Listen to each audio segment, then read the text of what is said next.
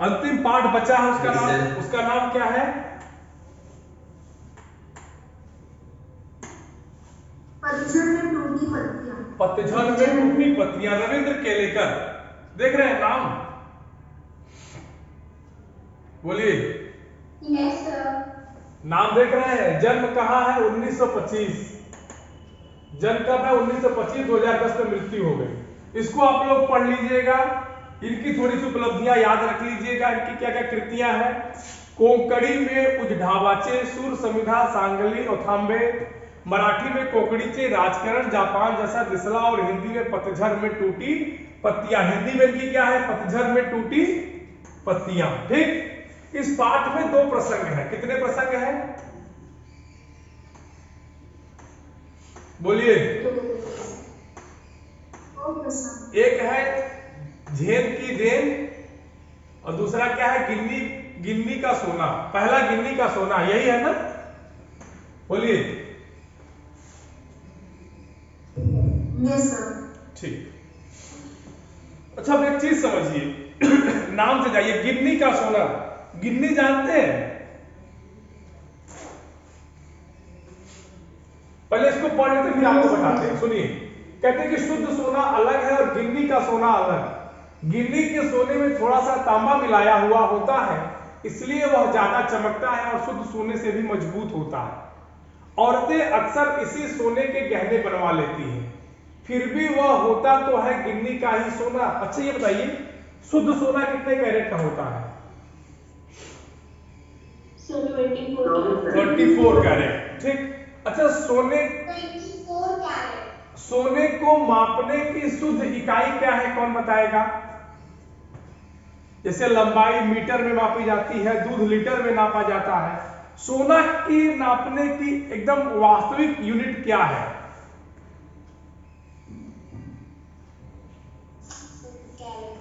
Carat. अच्छा अच्छा। स्वास्थ्य यस सर। बताइए क्या है? सर श्योर नहीं। अच्छा, देखो, सोने की जो मापने की शुद्धतम इकाई है उसका नाम है टंच। क्या नाम है? टंच। सोना हमेशा टंच में मापा जाता है, कैरेट में नहीं। कैरेट में हमारे आपके बीच में आता है। ठीक। तो टंच। हाँ, टंच, TOUNCH, TOUNCH। ठीक। कहते हैं कि शुद्ध सोना अलग है और गिन्नी का सोना अलग। गिन्नी एक प्रकार की धातु होती है, आमतौर पर इसे तांबा भी कहते हैं। सोना 2 प्रकार का होता है, ये जान लीजिएगा। एक होता है शुद्ध सोना, एक होता है सोने में थोड़ी सी मिलावट। कभी कभी जो सोने का काम करने वाला स्वर्णकार व्यक्ति होता है, वो सोने में हल्की मिलावट कर देता है। उससे फायदा क्या होता है समझिए, सोने की मजबूती बढ़ जाती है। या तो उसमें हल्का सा पीतल डाल देगा या हल्का सा तांबा। ठीक। और आपसे देखिए, जब कभी भी आप कभी भी स्वर्णकार या सोनार की दुकान पर जाइए तो आपसे कहता है कि 22 कैरेट का सोना है, 24 कैरेट का नहीं है। बोलिए। जब कभी आप उससे पूछेंगे, बात किए होंगे, तो आप अगर आप कभी उससे बात की तो वो आपको बताएगा कि ये बहन जी 23 कैरेट का है, 22 कैरेट का, लेकिन 24 कैरेट का बिल्कुल नहीं बताएगा। ठीक। वो प्योर कब होगा बेटा? जब वो 24 कैरेट का होगा। और वो उतना मजबूत, जब वो उतना मजबूत नहीं होगा जितना, क्या बेटा? प्योर सोना लिक्विड होता है सर। बेटा लिक्विड भी होता है, लेकिन जब उसको आप धातु रूप में लाएंगे, ठोस करेंगे ठंडा कर करके, तो उतनी मजबूती नहीं आएगी जितना उसमें मिलावट करने के उपरांत आएगी। बात समझे? कहते कि औरतें अक्सर इसी का गहना बनवा लेती हैं। हाँ बेटा बताइए। तो ज्यादा मजबूती आती है कि हाँ बताइए बेटा। दोनों का काम होता है सोने को मजबूत बनाना, तो ज्यादा और कम की बात नहीं है। दोनों अगर मिलाए जाएंगे तो समान मात्रा में ही मिलाए जाएंगे। अगर 22 में तो एक ही कैरेट मिलाया जाएगा, उससे अधिक नहीं मिलाया जाएगा। ठीक, कहते हैं कि औरतें अक्सर इसी गहने बनवा लेती हैं, किसके? गिन्नी वाले सोने की, लेकिन होता तो वह गिन्नी का ही सोना है। देखिए इस बात को आप समझिए, यह कहने का तात्पर्य क्या है। पहली दो लाइन अगर आप साधारण बात को समझिए केवल कि शुद्ध सोना होता है, गिन्नी का सोना होता है, गिन्नी के सोने में कुछ न कुछ मिलावट होती है, औरतें अक्सर इसी का गहना बनवा लेती हैं, लेकिन अंत में लिखे कि होता तो यह गिन्नी का ही है। मतलब शुद्धता तो इसमें है नहीं, भले सोने का है लेकिन शुद्ध सोना नहीं है। ये एक अविधा लाइन है, सीधी सीधी बात है। अब इस बात को व्यवहारिक रूप से लेखक कैसे समझाएगा, उसको उदाहरण के माध्यम से प्रस्तुत करते हैं नीचे वाली लाइन में। कहते हैं कि शुद्ध आदर्श भी शुद्ध सोने के जैसे ही होते हैं, चंद लोग उनमें व्यवहारिकता का थोड़ा सा तांबा मिला देते हैं और चला कर दिखाते हैं, तब हम लोग उन्हें प्रैक्टिकल आइडियलिस्ट कहकर उनका बखान करते हैं। अब देखिए मनुष्य के जीवन में दो चीजें हैं, बहुत ध्यान से समझिएगा इस पैराग्राफ को पढ़कर। एक है मनुष्य का व्यवहार, दूसरा है आदर्श।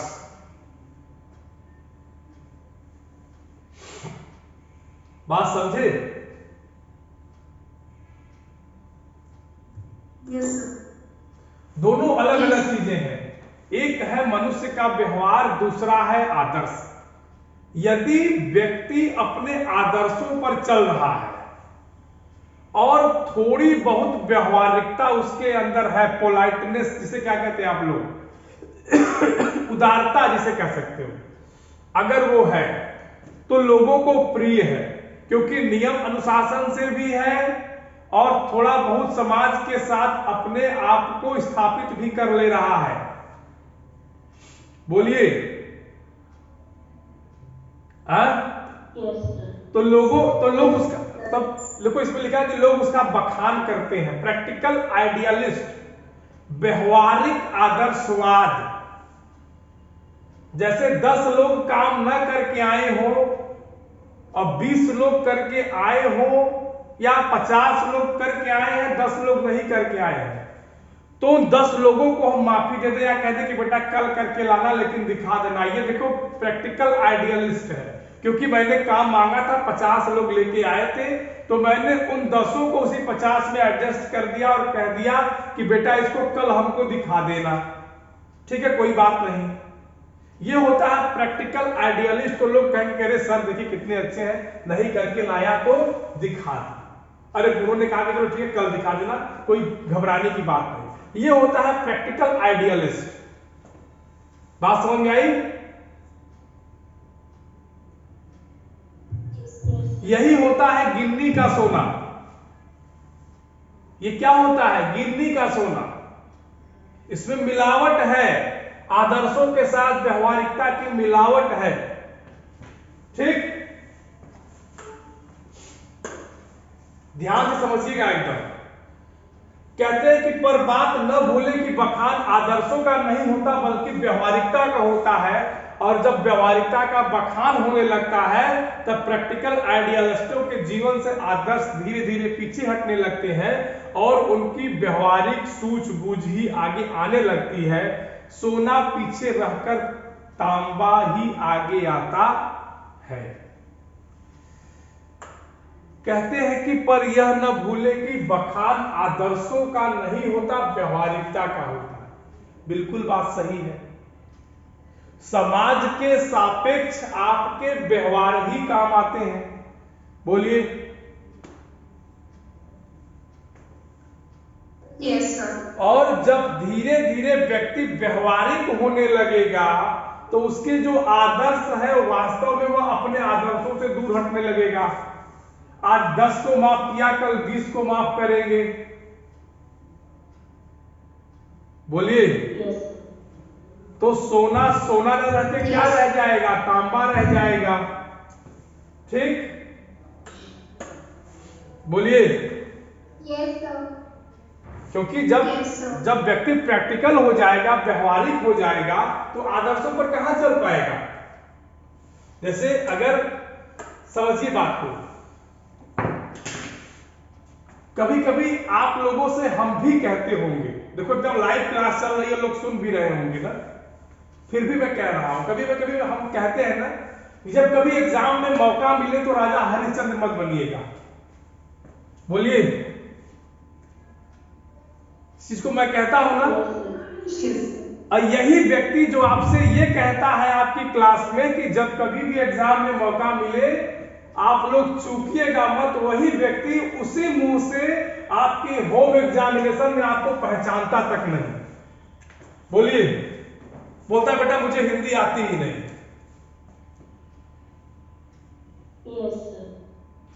बोलिए, बात में सच्चाई है, बात में दम है, सच्चाई है कि नहीं। मैं झूठ तो नहीं बोल रहा हूं ना। यही व्यक्ति क्लास में खड़ा होकर आपसे कहता है कि बेटा एग्जाम में अगर कभी मौका मिलेगा तो चूकना नहीं, और लेकिन होम एग्जामिनेशन आपका होगा तो आप चिल्लाते चिल्लाते मर जाएंगे, लेकिन यही व्यक्ति सुनेगा नहीं, बोलेगा मुझे तो हिंदी आती ही नहीं। ठीक, जैसे आप करते, वही तो मैं कह रहा हूं, अपना ही तो नजीर दे रहा हूं। यही आदर्श और व्यवहारिकता है। बात समझ गए।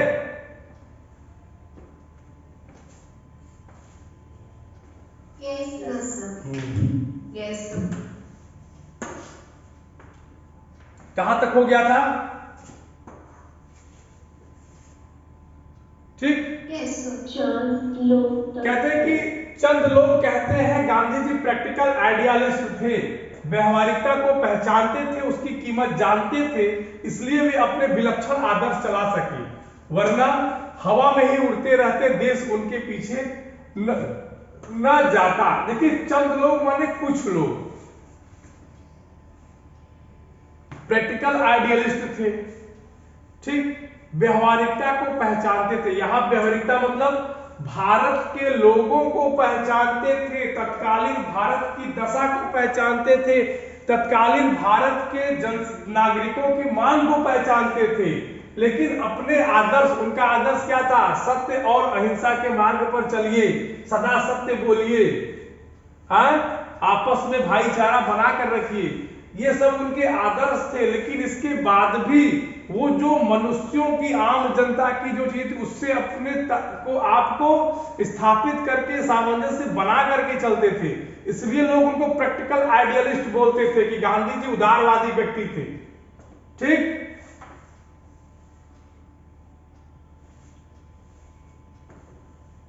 कहते हैं कि हाँ, पर गांधी जी कभी आदर्शों को व्यवहारिकता के स्तर पर उतरने नहीं देते थे, बल्कि व्यवहारिकता को आदर्शों के स्तर पर चढ़ाते थे। वे सोने में तांबा नहीं बल्कि तांबे में सोना मिलाकर उसकी कीमत चढ़ाते थे, इसलिए सोना ही हमेशा आगे आता रहता था। अब इस चीज को अच्छे समझिए, इस चीज को अच्छे समझिए। इसे उन्होंने कहा कि गांधी जी कभी भी व्यवहारिकता को आदर्शों पर नहीं चढ़ने देते थे। जैसे अगर किसी ने गलती किया है तो गांधी जी माफ नहीं करते थे, उनके अंदर एक बहुत बड़ी, ये कह लीजिए, विशेषता थी उनकी, पर उपदेश कुशल बहुतेरे। कोई भी किसी को आज्ञा देने से पहले, किसी को कोई सुझाव देने से पहले उस काम को वो खुद करते थे। ये थी महात्मा गांधी की विशेषता। लोगों से प्यार करिए लेकिन गलत व्यक्ति को दंड दीजिए, कितनी भी बड़ी हानि हो जाए सदा सत्य बोलिए। हम मर जाएंगे लेकिन अपने हाथ से शस्त्र नहीं उठाएंगे। अहिंसा परमो धर्म, यही तो गांधी जी के विचार थे। व्यवहारिकता ठीक थी, व्यवहारिकता उनकी ठीक थी, लोगों में उनकी अच्छी, क्या कहते हैं, लोग उनके आदर्शों का बखान करते थे, लोग उनसे मिलते जुलते थे, उनसे सीखते थे। लेकिन व्यवहारिकता के बाद वो कभी भी अपने आदर्शों को नहीं छोड़ते थे कि जैसे अगर 10 लोग मिल गए तो उनके साथ वो उसमें भी बह जाए। ना ना ना, अपने आदर्शों को नहीं छोड़ेंगे। इसलिए लास्ट में लिखा है कि वो सोने में तांबा नहीं मिलाते थे, बल्कि तांबे में सोना मिलाते थे। व्यवहारिकता जो थी उसको आदर्शों पर रखने का प्रयास करते थे। कहने का तात्पर्य है कि आम जनमानस को सलाह देते कि तुम इस पर चलो, ये आदर्श बनाओ, ये गुण अपनाओ। ठीक, बोलिए। किसी तो वो व्यवहारिकता में आदर्श मिलाते, बिल्कुल वही भाई, व्यवहारिकता को आदर्श पर चढ़ाते थे, न कि आदर्श को व्यवहारिकता में। आदर्श तो ऑलरेडी व्यवहारिकता में आएगा। व्यवहारिकता मतलब कि आप थोड़ा सा लोगों के बीच में उदारता दिखाइए, और जो आपके अपने पर्सनल नियम सिद्धांत बनाए हैं उससे थोड़ा सा आपको अलग हटना पड़ेगा। जैसे मैंने आपको एक उदाहरण दिया कि 60 बच्चों में से अगर 50 ने काम किया, और मैंने हिदायत दे रखी है कि जो भी काम करके नहीं आएगा उसको मैं भगा दूंगा या नहीं पढ़ाऊंगा, लेकिन मैंने उस 10 बच्चों को के साथ कंप्रोमाइज किया, यही व्यवहारिकता है। आदर्श क्या होगा वहां पे कि मैं उन 10 को हट जाऊं, एकदम बिल्कुल कोई सुनवाई नहीं, ये आदर्श है। बात समझ में आई?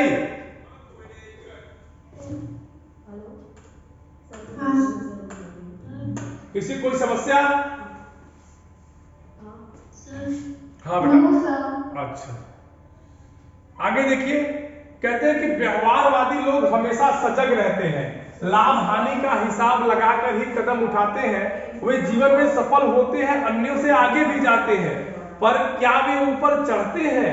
खुद ऊपर चढ़े और अपने साथ दूसरों को भी ऊपर ले चले, ये ही महत्व की बात है। यह काम तो आदर्शवादी लोगों ने ही किया है। समाज के पास अगर शाश्वत मूल्यों जैसा कुछ है तो वह आदर्शवादी लोगों का ही दिया हुआ है। व्यवहारवादी लोगों ने समाज को गिराया ही है। अब एक उदाहरण और दिया आप लोगों को अभी तुरंत। लगातार बोलते बोलते गले में खांसी आने लगी ना, बोलिए। इस पैराग्राफ से संबंधित एक उदाहरण और दे आप लोगों को, मजा आ जाएगा, कसम बता रहे हैं। आप लोग झूम जाएंगे एकदम। बताएं? चलो देखो, अभी वर्तमान उत्तर प्रदेश में विधानसभा चुनाव का माहौल चल रहा है। ठीक, और आपसे जो भी व्यक्ति मिलेगा वो व्यवहारवादी ही मिलेगा, आदर्शवादी नहीं मिलेगा। आपके हाथ जोड़ेगा, पैर जोड़ेगा, अरे भैया देख लीजिएगा, अरे बाबू, अरे बच्ची, आपके घर में कोई मामी होगी, दादी होगी, नाना होंगे, जो भी, अरे देख लीजिएगा कमल का फूल तो है, तो ये तो पंजा, तो दुनिया भर का तमाम तरह की व्यवहारिकता वाली बात आपको बताएंगे। बोलिए। आदर्श भी अपनाएंगे कि ये कहते थे तो ये कहते थे तो हमारे आदर्श ये हैं, लेकिन उनको चढ़ाते नहीं है अपने जीवन में। वो आगे तो जाते हैं, सफल भी होते हैं, लेकिन बर्बाद गुलिस्ता करने को बस एक ही उल्लू काफी है ना। क्यों? कुछ समझ में आया इस पैराग्राफ से, उदाहरण से?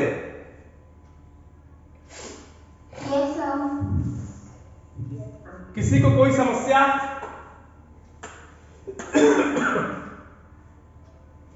कहते हैं कि अपने के साथ दूसरों को ऊपर ले चले। देखिएगा, देखिए, वो खुद ऊपर चढ़े और अपने के साथ दूसरों को भी ऊपर ले चले, यही महत्व की बात है। अच्छा बताओ, ऐसा वो कर सकते हैं कि अपने के साथ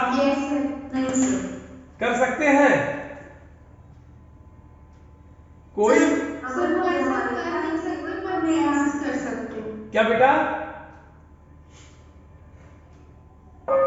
बोलिए एक मिनट। हाँ, क्या आप कह रही हो? कर सकते हैं, कर तो नहीं सकते, लेकिन प्रयास कर सकते हैं। यही तो व्यवहारिकता है ना, कि हम, वही तो वो कहते हैं कि मैं करूंगा, आपके लिए लड़ूंगा, यही तो व्यवहारिकता है। आदर्श क्या है? लड़के दिखाएं, उसके बाद आए। बात समझ गए आप लोग? आदर्शवाद और व्यवहारिकतावाद। हाँ बताइए।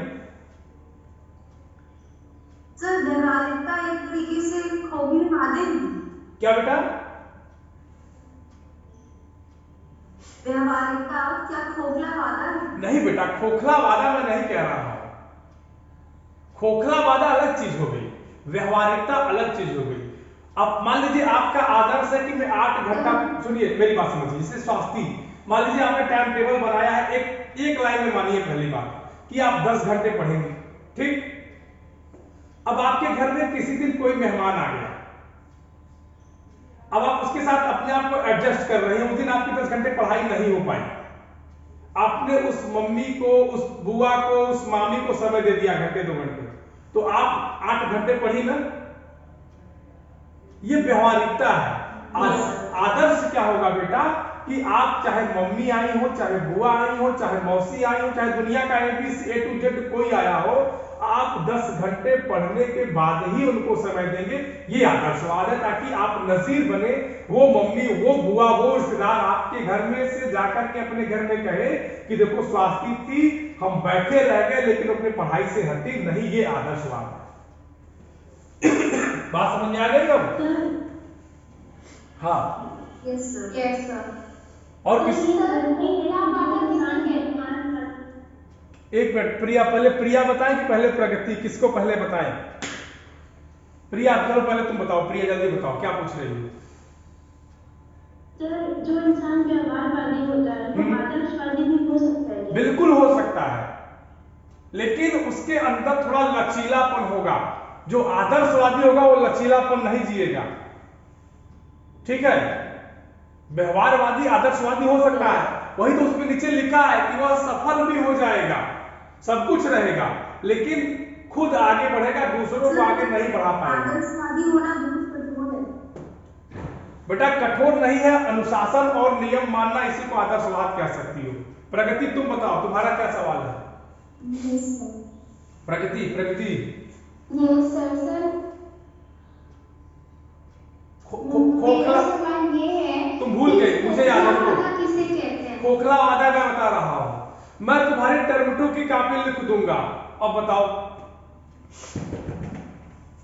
मैं तुमसे वादा करता हूं कि मैं तुम्हारी टर्म 2 की कॉपी लिख दूंगा। ये क्या है? सर मेरी भी। ये खोखला वादा है, यही खोखला वादा है, समझ गए? यही क्या है? खोखला वादा। ठीक है, कल हम लोग पढ़ेंगे लिख लीजिएगा। कल हम पढ़ेंगे झेन की देन। इसमें किसी को कोई दिक्कत? चलिए, आनंद आया पाठ को पढ़ने में कि नहीं?